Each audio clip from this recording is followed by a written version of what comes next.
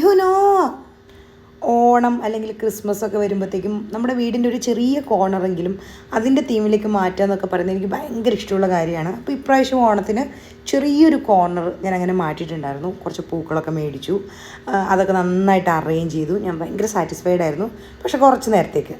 അതുപോലെ തന്നെ കുറേ പേര് എന്നോട് ചോദിച്ചിട്ടുണ്ട് എന്തുകൊണ്ട് ഒരേ പാറ്റേണിൽ പൂവിടുന്നതെന്ന്, കുറച്ച് പൂക്കൾ വെച്ച് റൗണ്ടിൽ മാത്രം ഇടുന്നതെന്ന്. ഇതിന് രണ്ടിനും ഒറ്റ ഉത്തരേ ഉള്ളൂ. അതാണ് ഈ ഉത്തരം.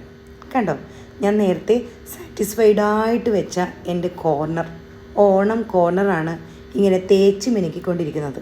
പൂക്കളത്തിൻ്റെ കാര്യം പിന്നെ പറയേ വേണ്ട. കുട്ടിക്ക് ഇതിലെന്തോ സന്തോഷം കണ്ടെത്തിക്കൊണ്ടിരിക്കുകയാണ്. നമ്മളിപ്പോൾ രാവിലെ ഒരു 6 മണിക്ക് പൂക്കളിട്ടാൽ കൊച്ചു എഴുന്നേൽക്കുന്ന ഒരു 9 മണിയാണെങ്കിൽ അത്രയും നേരം ആ പൂക്കളൊക്കെ നന്നായിട്ട് അവിടെ നിൽക്കും. ഇത് ഇന്നലും ഇന്നും തുടങ്ങിയ പരിപാടിയല്ല. കണ്ടോ, ആദ്യ ദിവസം മുതലേ ഇങ്ങനെയാണ്.